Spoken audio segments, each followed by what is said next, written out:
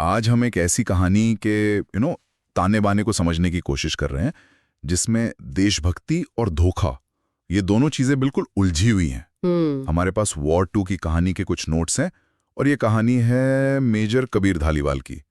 5 साल की शांति और फिर एक तूफानी वापसी। बिल्कुल, और कहानी की शुरुआत ही एक झटके के साथ होती है। कबीर धालीवाल जो कभी रॉ का एक कह सकते हैं हीरो था, एक चमकता सितारा था, हाँ। अब वो एक बदनाम भाड़े का हत्यारा बन चुका है। अच्छा। हाँ, वाह। वो दुनिया भर में खतरनाक मिशन कर रहा है और पहली नजर में तो यही लगता है कि भाई ये भारत का सबसे बड़ा दुश्मन बन गया है। ये कैसे हो सकता है? मतलब एक हीरो विलन? यही तो बड़ा सवाल है। क्या ये सच है? क्या कबीर ने वाकई पाला बदल लिया है या फिर ये सब एक बहुत बड़े खेल का हिस्सा है? जो जानकारी हमारे पास है वो तो इशारा करती है कि ये एक बेहद खतरनाक और गहरे अंडरकवर मिशन की शुरुआत है। अच्छा, मतलब ये सब प्लान्ड है? हाँ, नोट्स के अनुसार ये मिशन 2 साल पहले कबीर के मेंटर कर्नल सुनील लूथरा ने ही उसे सौंपा था। कर्नल लूथरा ने? जी, मकसद था काली कार्टेल में घुसपैठ करना। काली कार्टेल ये क्या है? ये कोई छोटा मोटा गिरोह नहीं है। ये एक बहुत ताकतवर इंटरनेशनल सिंडिकेट है जो भारत सरकार को अस्थिर करना चाहता है। बाप रे। तो कबीर का ये जो बदनाम अवतार है, ये भाड़े के हत्यारे का मुखौटा, ये सब असल में इस कार्टेल का भरोसा जीतने की एक लंबी और बहुत जोखिम भरी चाल थी। ओह, तो ये बात है।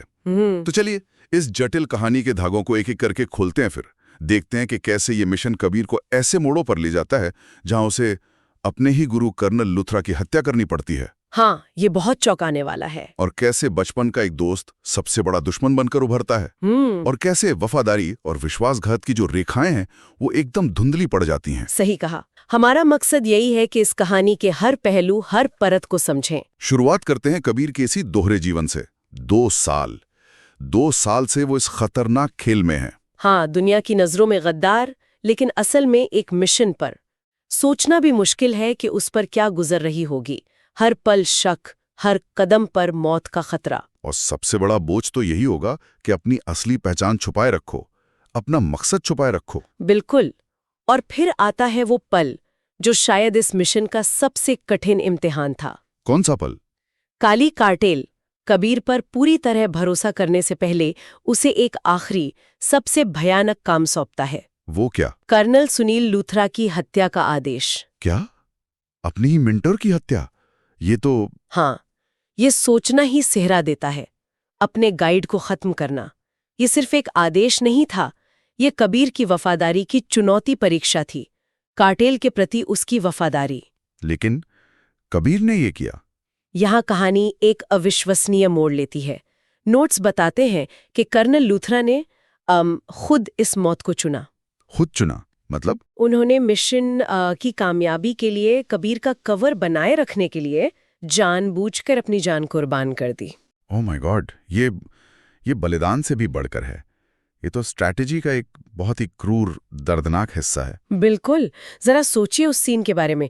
कबीर को अपने ही हाथों अपने गुरु को मारना पड़ा, ये जानते हुए कि ये सब एक बड़े मकसद के लिए हो रहा है। इसका साइकोलॉजिकल असर कितना गहरा पड़ा होगा कबीर पर? क्या कोई टूटता नहीं ऐसे अनुभव से? सवाल तो है।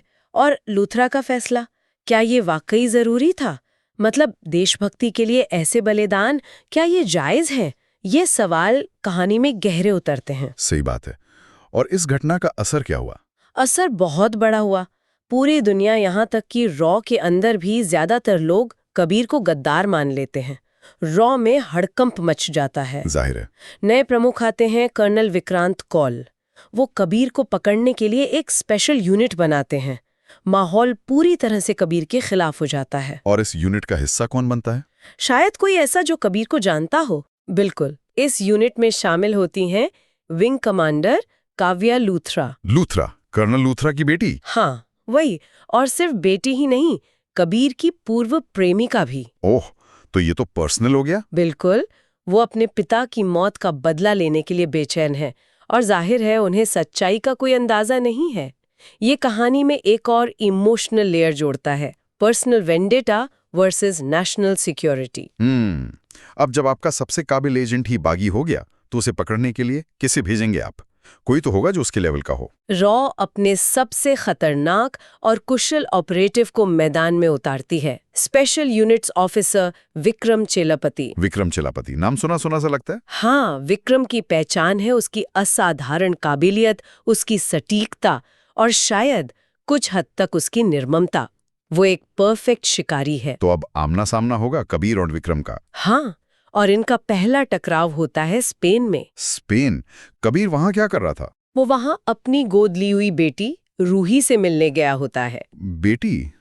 अच्छा, तो इस हार्डकोर एजेंट के अंदर एक पिता भी है। हाँ, ये पहलू भी है। तो विक्रम उसका पीछा करता है और एक जबरदस्त चेस सीक्वेंस होता है। लेकिन यही कुछ ऐसा होता है जो थोड़ा अजीब लगता है। क्या अजीब लगता है? नोट्स में इस बात का जिक्र है कि पीछा करने के दौरान एक पल ऐसा आता है जब लगता है कि विक्रम ने शायद जानबूझकर कबीर को भागने का मौका दिया। जानबूझकर? विक्रम जैसा शिकारी ये कैसे हो सकता है? यही तो सवाल है। ये विक्रम के ट्रैक रिकॉर्ड को देखते हुए थोड़ा अटपटा है। क्या ये सिर्फ एक चूक थी या विक्रम के इरादे उतने सीधे नहीं है जितने नजर आते हैं? ये पहली बार है जब उसके कैरेक्टर की कॉम्प्लेक्सिटी दिखती है। हाँ, एक छोटा सा पल लेकिन शक का बीज बो देता है। इसके बाद कहानी और उलझती है ना? बिल्कुल। काली कार्टेल कबीर को अगला मिशन देता है रक्षा मंत्री सारंग के परिवार को मारना। परिवार को? क्यों? ताकि मंत्री पर दबाव बनाया जा सके। ये फिर से एक नैतिक दुविधा है कबीर के लिए। लेकिन कबीर क्या करता है? वो इसे कैसे हैंडल करता है? कबीर इस स्थिति का इस्तेमाल अपने फायदे के लिए करने की सोचता है।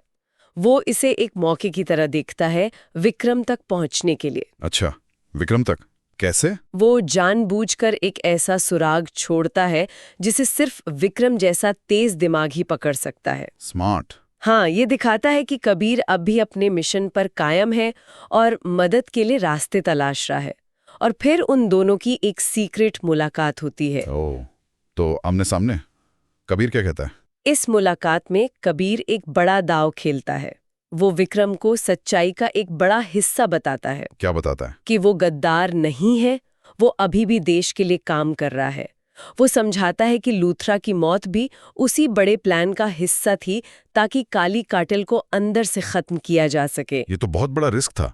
क्या विक्रम उस पर यकीन करेगा, खासकर उस स्पेन वाले इंसिडेंट के बाद? और चौंकाने वाली बात यह है कि विक्रम उसकी बात मान लेता है, या कम से कम मानने का नाटक करता है। हाँ, वो मंत्री के परिवार को एक चार्टर्ड प्लेन पर बचाने के लिए बेहद खतरनाक ऑपरेशन में कबीर की मदद करने के लिए राजी हो जाता है। इस पॉइंट पर लगता है कि चलो शायद अब ये दोनों मिलकर कार्टेल के खिलाफ लड़ेंगे, दो सुपर एजेंट्स एक साथ। हाँ, ये तो कमाल की टीम होगी। लेकिन यही कहानी वो मोड़ लेती है जिसकी किसी ने कल्पना भी नहीं की होगी। अरे, क्या होता है? प्लेन रेस्क्यू ऑपरेशन के दौरान जब सब कुछ प्लान के मुताबिक जाता हुआ लग रहा होता है, विक्रम अपना असली रंग दिखाता है। असली रंग? मतलब वो कबीर को धोखा देता है। और ये सिर्फ धोखा नहीं, ये विश्वासघात की इंतहा है। क्या? विक्रम खुद काली कार्टेल का एक अहम सदस्य निकलता है। नहीं, ये कैसे हो सकता है? वो तो रॉ का टॉप एजेंट था। यही तो सबसे बड़ा ट्विस्ट है। वो न सिर्फ कबीर को धोखा देता है, बल्कि अपनी पोजीशन बचाने के लिए कार्टेल के ही भेजे गए हमलावरों को भी मार डालता है। ओह गॉड! और फिर वो कबीर को बेरहमी से चलते प्लेन से बाहर फेंक देता है। क्या? प्लेन से बाहर जिंदा? हाँ, ये पल कहानी के सबसे शॉकिंग पलों में से एक है। मैं यकीन नहीं कर सकता। विक्रम, कार्टेल का मेंबर, और कबीर को प्लेन से फेंक दिया। और गिरते हुए कबीर के कानों में विक्रम की आवाज गूंजती है, जो उसे उसके बचपन के निकनेम काबू से पुकारता है। काबू? ये नाम, इसका क्या मतलब है? ये नाम कबीर के लिए सिर्फ एक पुकार नहीं है, ये उसके अतीत के दबे हुए जख्मों को कुरेद देता है। ये उसे एक ऐसे फ्लैशबैक में ले जाता है जो विक्रम के इस धोखे की जड़ें खोल कर रख देता है। फ्लैशबैक?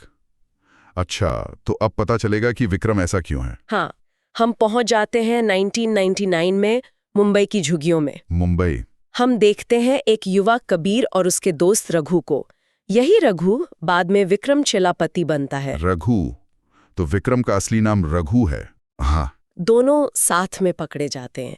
यही उनकी मुलाकात तब के मेजर लूथरा से होती है, जो डिटेंशन सेंटर में युवाओं को सेना में भर्ती के लिए परख रहे होते हैं। लूथरा तब भी थे?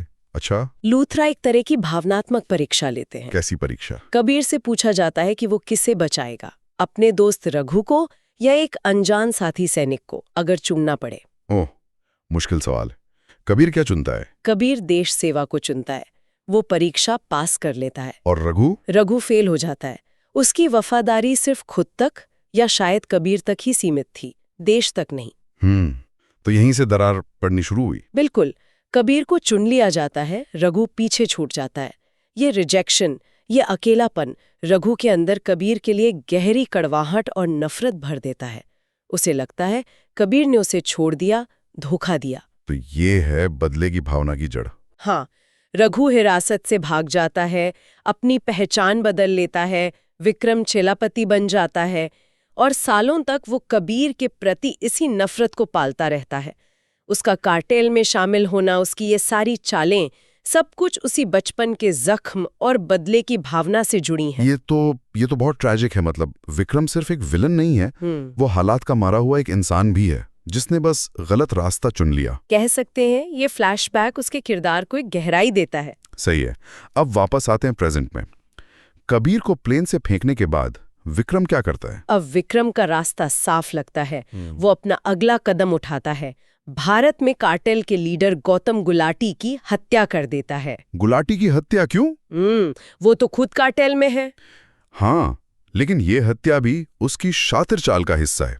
वो शायद कार्टेल में अपनी पोजीशन और मजबूत करना चाहता है। और वो इसे अंजाम कैसे देता है? वो इसे इस तरह अंजाम देता है कि सारे सबूत कबीर की तरफ इशारा करें। क्या मतलब अब कबीर पर एक और इल्जाम? हाँ, अब कबीर न सिर्फ रॉ की नजर में गद्दार है, बल्कि गुलाटी का कातिल भी।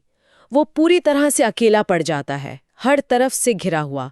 ऐसा लगता है कि अब उसके बचने का कोई रास्ता नहीं। ये तो बहुत बुरा फंसा दिया कबीर को। लेकिन कबीर धालीवाल इतनी आसानी से हार मानने वाला नहीं है। वो किसी तरह बच निकलता है। कैसे? नोट्स में डिटेल्स नहीं है, पर वो बच जाता है। अब उसके पास खोने को कुछ नहीं है सिवाय सच्चाई को सामने लाने के। वो इटली पहुंचता है। इटली? वहां क्यों? वहां वो काव्या लूथरा से मिलता है। काव्या से?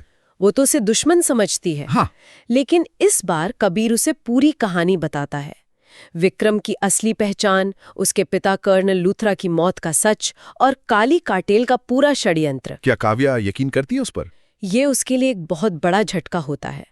जिस इंसान को वो अपने पिता का कातिल समझकर नफरत कर रही थी, वो असल में उन्हीं के मिशन को पूरा कर रहा था और असली दुश्मन कोई और है। ये तो बहुत बड़ा खुलासा है, लेकिन क्या कहानी में और भी कुछ है? हाँ, एक और बड़ा खुलासा होना बाकी था, जो शायद सबसे ज्यादा चौंकाने वाला है। क्या है वो? कबीर बताता है कि रक्षा मंत्री सारंग, जिसके परिवार को बचाने का ड्रामा रचा गया था, हाँ। वो खुद इस पूरी साजिश में शामिल है। क्या? रक्षा मंत्री खुद? क्यों? उसकी महत्वाकांक्षा थी प्रधानमंत्री बनने की, और इसके लिए उसने काली कार्टेल के साथ मिलकर अपने ही परिवार की हत्या की योजना बनाई थी। अपने ही परिवार की? ये तो अविश्वसनीय है। सत्ता के लिए इतना गिर जाना। हाँ, ये दिखाता है कि खतरा सिर्फ बाहरी दुश्मनों से नहीं, बल्कि सिस्टम के अंदर बैठे लोगों से भी है। भ्रष्टाचार और सत्ता का लालच किस हद तक जा सकता है। तो अब कबीर और काव्या के पास ये जानकारी है, वो क्या करते हैं? इसी उथल पुथल के बीच कर्नल कॉल, जो अब तक कबीर और काव्या का पीछा कर रहे थे, उन्हें पकड़ लेते हैं। ओह, फिर से पकड़े गए। लेकिन इस बार कर्नल कॉल गोली चलाने की बजाय उनकी बात सुनते हैं। कबीर और काव्या उन्हें सारी सच्चाई बताते हैं, सबूत पेश करते हैं। और कॉल मान जाते हैं। आखिरकार कर्नल कॉल को कबीर की वफादारी पर यकीन हो जाता है। अब टीम कबीर अकेली नहीं थी। चलो, कुछ तो अच्छा हुआ। अब क्या, फाइनल टकराव? और फिर आता है क्लाइमैक्स। अंतिम टकराव एक बर्फीली गुफा में होता है। कबीर और विक्रम आमने सामने। एक्शन। ये सिर्फ एक फिजिकल फाइट नहीं है, ये दो पुराने दोस्तों, दो दुश्मनों के बीच का इमोशनल टकराव भी है। विक्रम यहाँ अपने बचपन के दर्द, अपने अकेलेपन और कबीर से मिली चोट का इजहार करता है।